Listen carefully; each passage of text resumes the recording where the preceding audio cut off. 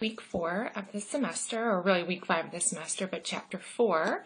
Today we're going to talk about body communication and different body movements. I'm sure at this point you're already going, it's getting a little bit repetitive. It's kind of the nature of an online class. I'm hoping that you're finding the repetitive nature of the course at least consistent in helping you to be able to organize your personal life. Just a reminder, this is going to be your 4th quiz and your 4th paper. Remember, 2 quizzes and 2 papers will be dropped automatically, even if you complete all 12 of the chapters. Some of you will opt not to do 2, or the internet has failed you already and shut down Monday night because you waited till the last minute, or something has happened. So just a reminder, I do not grant extensions on quizzes or papers, so please don't email asking for that. But 2 automatically get dropped, so you're not losing any points if you have missed 1 week already completely, or if you've already missed 2 weeks of content. Okay, so just keep with the class, sticking with it, and hopefully you're finding these lectures to be helpful in guiding your quizzes and helping you with your papers. Now, given that this is kind of the first burnout period of an online class about the chapter 4 area, week 5 of the semester, because of the repetitive nature, I hope you find this week's paper topic to be a little bit different than the other paper topics and a little bit more creative for some of you creative writers. So we will get to that at the end of this recording if you haven't already looked at it online. So this chapter is all about body movement, and they refer to it as bodily cues or bodily movement or bodily communication. And I have a really hard time saying that because it makes me think of something different, which you might be well aware of. If not, just move on. So instead, I'm just going to refer to it as body cues, body movement. So if you're kind of wondering why I shorten it, it's just really a preference, okay? But we're still referring to the same thing. So this chapter has built off of the previous chapters on facial expression and eye contact, really. And it makes the same associations that different people are going to use different body movements to communicate different things, right? So when we talked about eye contact, we talked about people who we believe to be honest are going to look at you directly. If you're lying, right, you're going to have shifty eyes or avert your eye contact. We believe the same thing about body communication or body movements. We also really tend to remember body movements if they are noticeable. So I'm sure you've encountered somebody at this point in your life who had a certain walk to them, or I have a friend who has what I call a strut, right? When they move, their shoulders kind of just move with them, and they kind of strut through any room. And this is just their walk, and they're memorable because of that. I encountered a student when I was in grad school who I referred to as the Superman, and that every time you would talk to him, he'd have his hands on his hips, right, just in his chest out, just like Superman. I don't remember his name, probably because I made this association, but I always think of him as the Superman. So we have lasting impressions based on certain body movements or gestures, and it's normally when they're really exaggerated or they stand out. Some people will have kind of a butt wiggle when they walk, right? They kind of shake it, and that's something that it will stand out to you, and you kind of might hopefully remember their name, but remember him as the person who's, has the butt shake walk. So in this chapter, we're going to talk about the different associations that are made with certain body movements. And at the end of the chapter, we're going to talk about specific things such as confidence, power, likability, assertiveness, or the reverse of those, and what body movements we should use if we want people to view us as likable or view us as assertive. And again, it's recognizing in yourself, do you do these things? And again, it's difficult because we don't walk around with a mirror in front of us, and so until somebody tells you, right, that you talk with your hands, or your butt wiggles every time you walk, right, which might not actually be something that you can control without working out, then we struggle with this, right, because it's not, made clear to us. So again, in this chapter, they talk about this idea that we spend a lot of time building on our written communication skills, right? So you'll spend a lot of time perfecting your writing or thinking about what you're going to say, although some people don't actually even do that. But nonverbal communication doesn't really get the respect that it deserves as far as people focusing in on building from it, right? We pick up on another people. We don't always know what it cues into.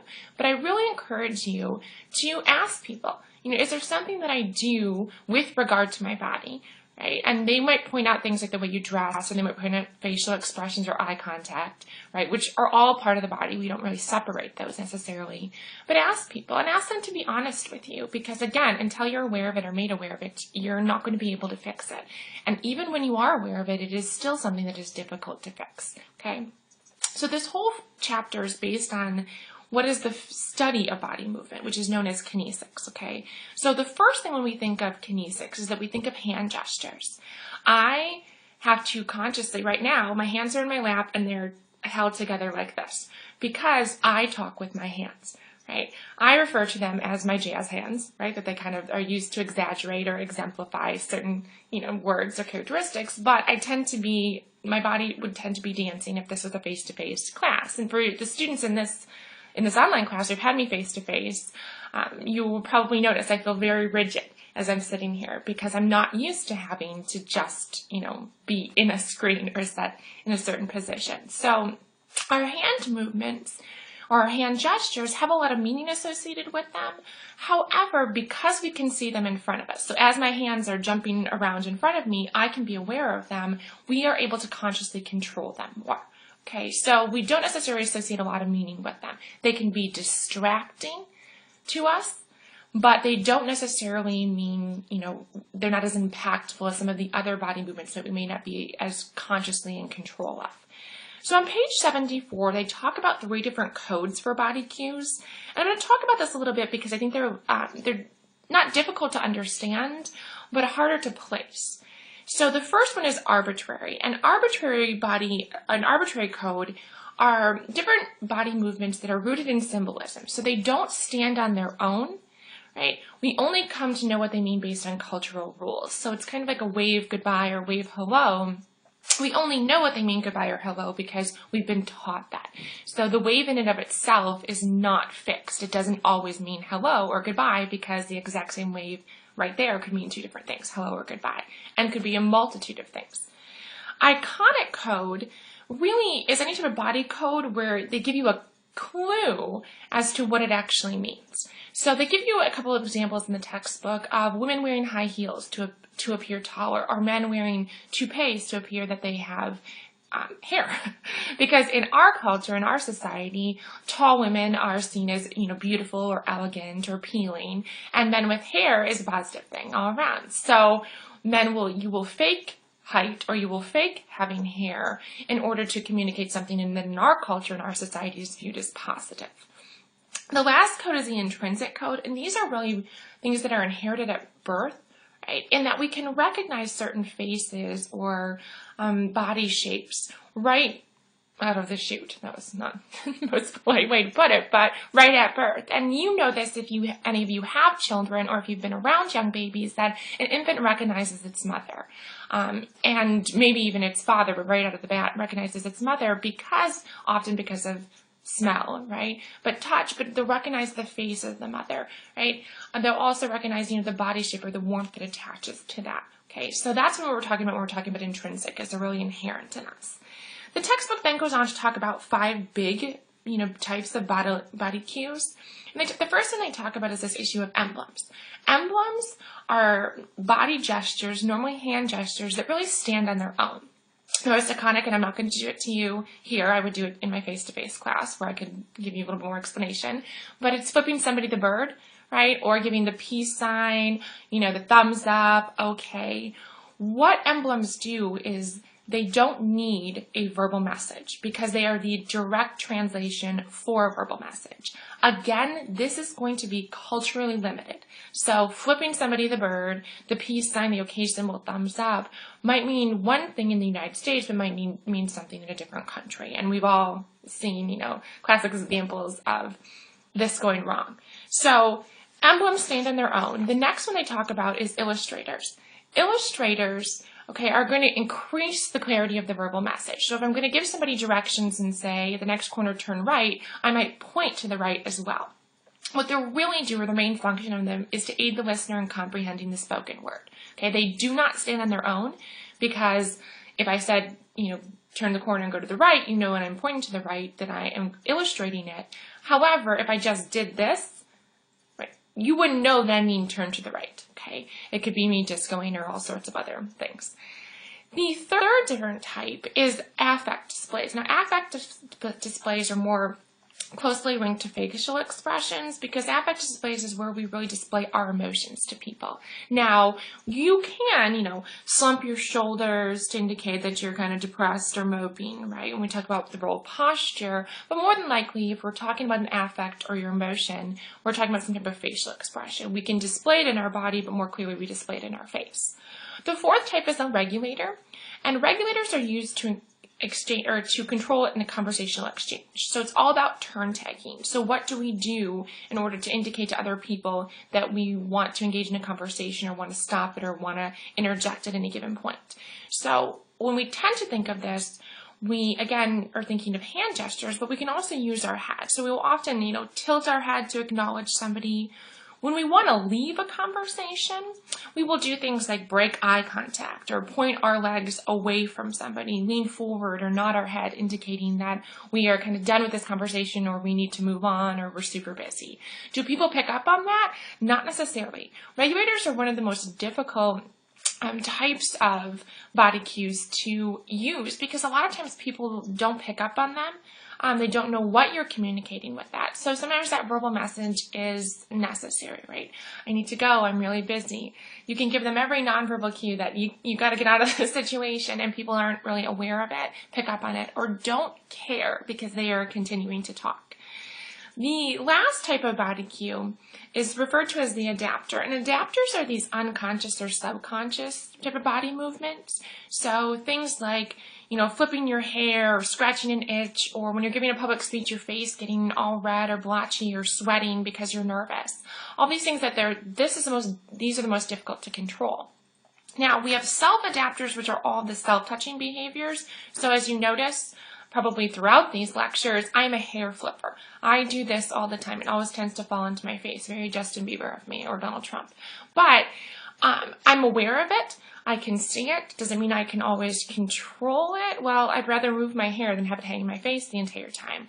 I also sometimes will wear barrettes in my hair to pin it back, right? So I don't end up doing that, especially if I was going to give a presentation, because it is an adapter, and when you do things like that, people tend to associate it with either being informal or they think you're nervous about something. So being aware of that and what it indicates to people or communicates to people is important. They also talk about object adapters, which are things where you're always playing with something, right? So if you're a pen clicker, right, you may have been told by your instructor, you need to put the pen down. You need to put it away because you will constantly play with things. Women tend to be more object adapters than men, and it's simply because women have more objects to play with. Right now I could be playing with my scarf, right? I don't have earrings in. I could be messing with my jewelry or my rings.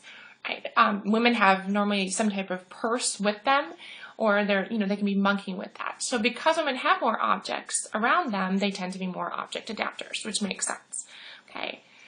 On page 80, they start to talk about the differences in gestures and posture. Okay. Gestures are when you use part of the body, and they're normally really short term. Posture is an adjustment of at least half of the body. And it's more of a long term. So I always think of it as gestures tend to be more so with the hands, right? Or the legs, so limbs of the body, or your head, where the posture is really where you're fluctuating from the hip. Okay, so if you have a very straight or erect posture, if you're slumped over shoulders, if you're leaning forward to somebody, leaning back, how many of you just freaked out that I leaned that close to the computer? Wait till next week when we talk about personal space, it gets worse. But it's important to kind of acknowledge that. What we'll tend to do is we will mirror other people's posture. So if we like somebody, or if we are in a situation where we want to appear to have a balanced set of power, we'll mirror them. Just like the nonverbal echo and eye contact. So if somebody looks at you in the eye, you look at them in the eye. If somebody smiles at you, you smile at them. If somebody is leaning forward, you will lean forward, right? So we kind of mirror that. Moving on now to different communication functions of body cues. So on page 83, they talk about the 4 different functions. The first one is that our body communicates our attitude toward other people or objects. If we like somebody, if we're interested in something, we lean forward, right? Just like we look people in the eye more, we'll smile more, we'll show more positive emotion, we do the same thing with our body, okay? that shows that we are interested in something. We will lean away. We will turn away from things that we're not interested in or people that we're not interested in. And I'm sure you've encountered this in your own life where people that you like, right, you will lean towards, you'll point your body toward that person. And if you dislike them, you're literally going, I want to get away from you, right? But we've learned socially, you don't just get up and walk away, although some of you might. You will do the little indirect things with your body to indicate that. Another function is that it communicates, your psychological state, or at least the perception of it. So we can look at somebody, and if they are standing tall and they have erect posture and they're looking us in the eye, right, we will think of them as being more confident. There are some things that people do that can be incredibly distracting. And it was funny, last semester, I had a student, and she said to me that she actually dropped a class because a professor was so tall. Right? And this is not the first time that I've heard this. I've had many people say, and I think students have judged my class because my voice is annoying, or I have too many hand gestures, or, something about me bugs them. And it's weird that we make those associations because it shouldn't be personal. It shouldn't be whether or not, my hands are too annoying or my voice is too annoying that you would drop a course. But if you find it distracting enough, and I'm sure even if it's not a professor that you have made this association with, if you've ever been on a date with somebody who, had a weird, eye twitch, or they were always tapping, or their leg was always going. If that is so distracting to you that you can't hold a conversation, right, then you might have not gone out on a date with that person or dropped a class. So does that seem extreme? Sure. But remember, especially in college, your focus should be on the content. And as you found out, I don't get any better. My voice doesn't get any less annoying, right? You're not seeing the hands, but anyway, face-to-face class, I have a certain personality and certain communicative behaviors, and if that's going to take away from you learning something, then it is important for you to take the class from a different person, right? There's no harm in that. You do more of a harm to yourself staying in the course. The third function is obviously that your body is going to communicate the different emotions that you feel. Okay, and this will tie into your physical appearance. We dress a certain way when we feel a certain way. We smile, we'll smile, we'll look people in the eyes, all of these things. The fourth function is that it communicates some type of relational information. So are we likable? Are we assertive? Are we powerful? Are we dominant?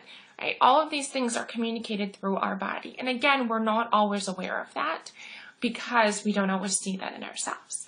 So the final portion of this chapter really talks about these different traits that I'm discussing and then talks about how they tie in, right, to different body cues. So the first one is this issue of confidence. They talk about how your chin will actually thrust forward, indicating that you're confident, and you'll also tend to lean back, right? So it's this idea of having this open body type.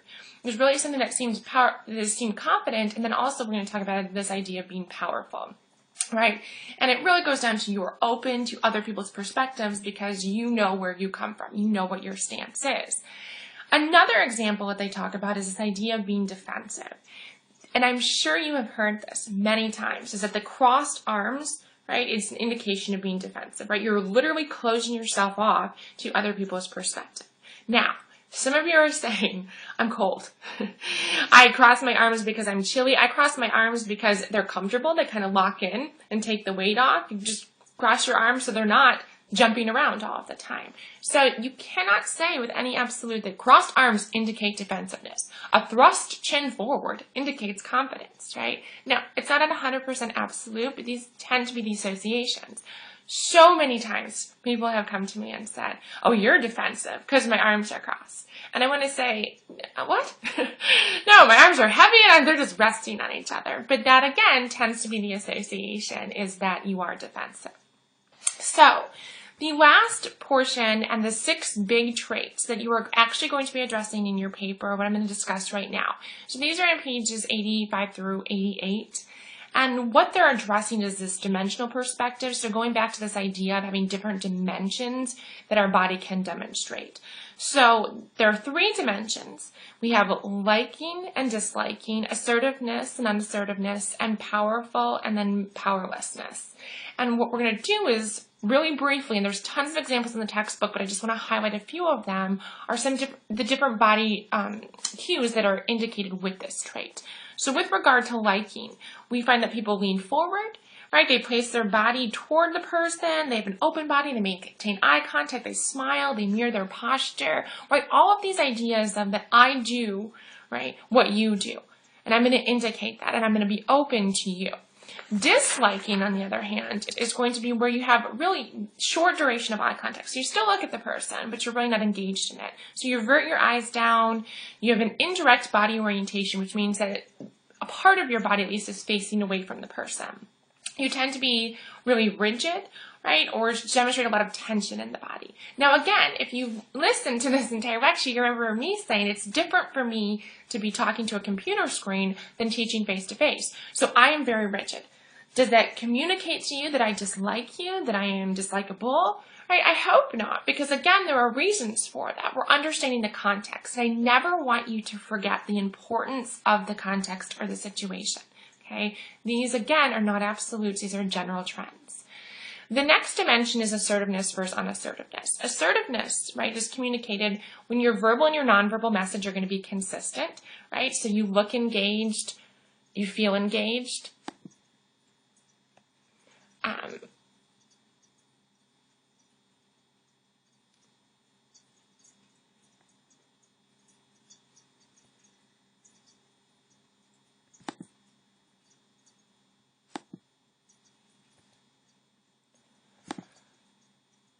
Sorry, I hope this is continuing. Sorry for the long pause. It said it kicked me out, so I'm hoping that this just keeps adding on to it. So assertiveness, again, to tie in, is that when you have a verbal and a nonverbal message that are going to be consistent. So when you look engaged and actually say that you're engaged, you will relax posture, you have expansive gestures that are really welcoming, you sustain eye contact, versus unassertiveness, where you have really nervous gestures, things such as, hair flipping or lip licking. You have out-of-context smiling, so it's almost like that nervous smile, I don't know what to do. And then you cover your mouth, you're very rigid in your body structure. The last dimension is power versus powerlessness, and power comes into this idea of status and dominance. So they talk about having a relaxed posture, but an erect posture. So you're comfortable, but you're not slouched over. You have purposeful gestures, so they're there to make sense, and that you also have a steady gaze. Powerlessness, on the other hand, similar to unassertiveness, is where you have that body tension, that excessive smiling that's out of context, or you don't look directly at the people, and your posture is very closed off.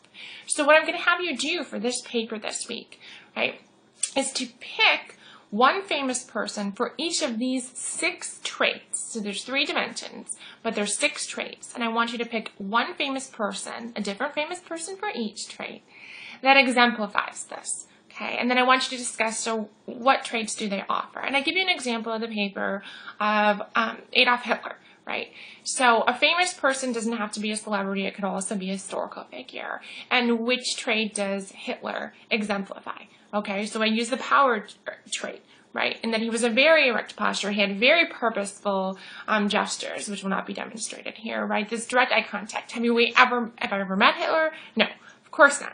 I wasn't alive then. But the idea of watching him on video, recognizing that he exemplifies these traits. Okay, so that's what I want you to do. I encourage you to try to pick people that are relatively, famous as far as notable, that they're easy for me to look up in case I'm thinking, I'm not sure how that person exemplifies that trait. Okay, so next week we're going to talk about proxemics, or the use of space, and whether people are close to us, far away from us, how that's balanced culturally. So I will see you next week for Chapter 5.